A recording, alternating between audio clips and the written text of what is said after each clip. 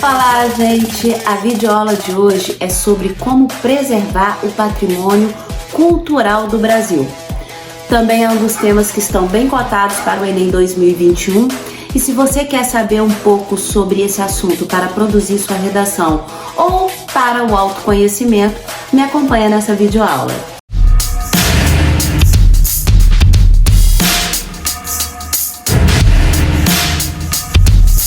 Vamos começar, como sempre, com o nosso repertório sociocultural.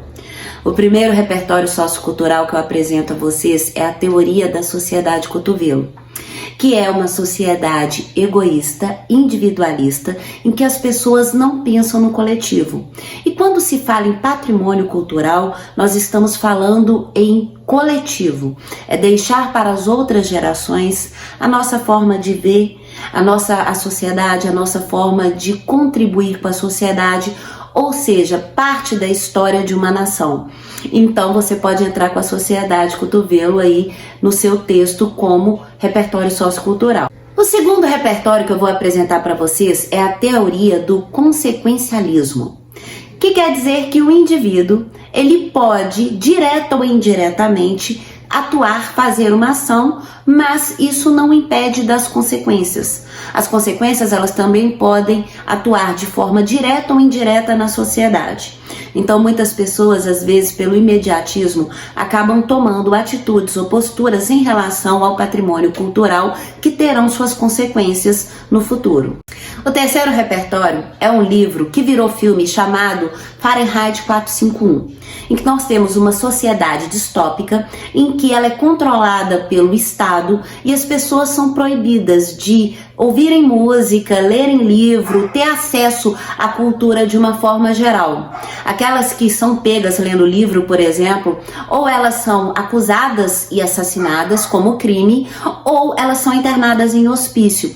Então essa população, ela não tem um patrimônio cultural, ela não tem referência histórica de quem ela é. Então isso é muito legal e, aliás, gente, diga-se de passagem, Fahrenheit 451 é o tipo de obra que dá encaixe em vários temas. Então é bom você ter um pouco de conhecimento, um pouco mais sobre essa obra aí. Antes de irmos para o desenvolvimento, eu gostaria de pedir a vocês que se inscrevam no canal se assim o quiserem, ou compartilhem, ou curtam essa videoaula para que outras pessoas tenham acesso também. É uma forma de fazer com que o canal cresça no YouTube. Se você puder fazer isso, serei muito grata. Vamos agora para o desenvolvimento da nossa redação. A partir de 1988, o patrimônio cultural ele passou a ser visto como uma referência cultural da nossa história. Então, o patrimônio cultural não reside só, por exemplo, em prédios ou em locais, não. Desde 1988, a nossa referência cultural é basicamente a nossa história, o que torna bem mais difícil preservar esse patrimônio, porque não estamos falando apenas de unidades físicas, mas de danças, de formas de populações, de comunicação, de toda uma cultura formada no Brasil. Então esse conceito sobre o que é patrimônio tem que estar bem claro para que você não confunda única e exclusivamente com coisas materiais, tipo estátuas e todo o resto. Então você tem que ter esse conceito que é a cultura do Brasil e todas as suas variações e formas. Um dos maiores problemas que nós temos quando se fala em preservação do patrimônio cultural é o corte de verbas. Com esse corte de verbas, nós vamos ter uma redução do apoio, por exemplo, de instituições tipo o IPHAN. O IPHAN, ele é o responsável pela preservação cultural da nossa sociedade, ou seja, do patrimônio cultural, correndo o risco atualmente até de ser desmantelado, ou seja, inativado e incapaz de exercer a sua função, que é preservar o nosso patrimônio cultural. Com essa redução de verbas, não só o IPHAN corre risco, por exemplo, como o Instituto Rui Barbosa, que também promove essa preservação da nossa cultura. O apoio financeiro, ele é fundamental para que a gente mantenha viva a cultura brasileira. E percebe-se que a cada dia a verba voltada para a preservação da nossa cultura, da nossa história, está sendo reduzida, o que torna inviável o trabalho dessas instituições para preservar a nossa cultura, a nossa história. Posto isso, é bom deixar claro que a população, a sociedade, ela é muito sensível à preservação cultural, de uma forma geral. Muitas empresas e muitos patrocinadores acabam investindo verba para executar o trabalho do INFAM ou a manutenção de determinadas marcações culturais brasileiras. Isso ocorreu bastante quando existia a Lei Rouanet.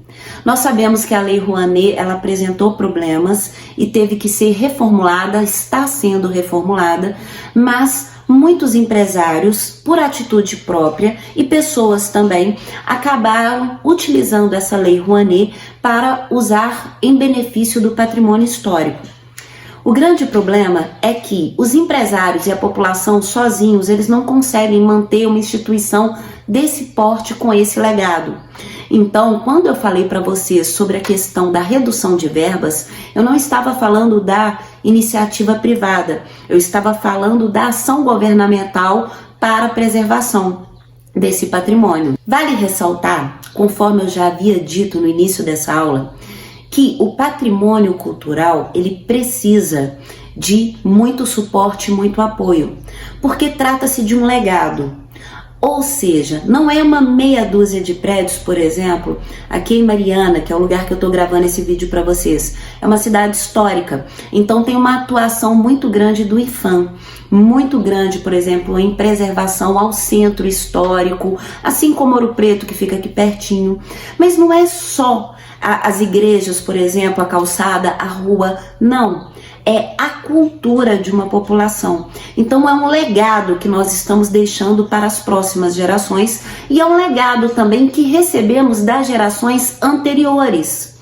Então precisa-se de muito suporte para manter essa preservação e ainda assim transformar as cidades, por exemplo, em locais adaptáveis à nova sociedade. A sociedade tecnológica, por exemplo. Então existe uma situação paradoxal em que nós precisamos preservar o patrimônio cultural e mesmo assim atingir a modernidade, a tecnologia. Então é necessário vários recursos para que isso seja feito de forma harmoniosa na nossa sociedade. Dito isso, como é necessário juntar os dois extremos, a preservação e a tecnologia, a sociedade tecnológica?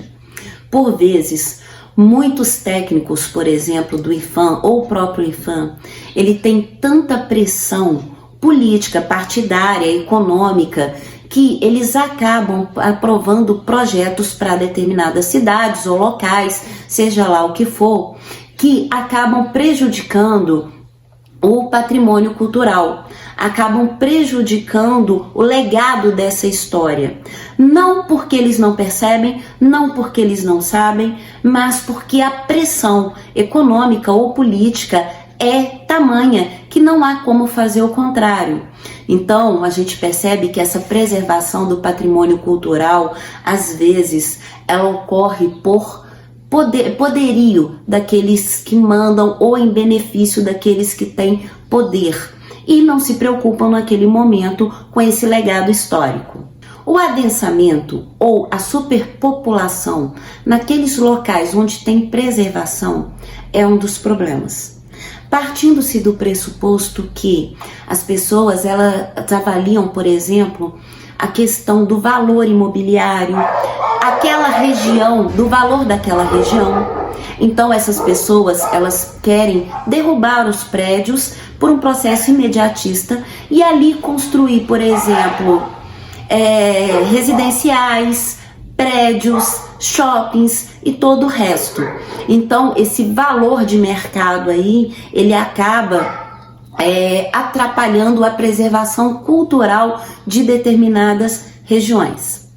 Às vezes por uma questão econômica, às vezes por uma questão de sobrevivência mesmo.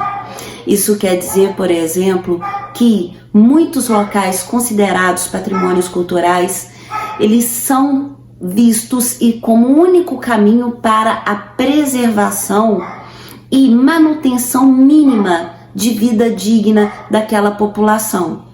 Então, o IPHAN se encontra completamente aprisionado a essas duas questões que nos parece a priori bem paradoxal.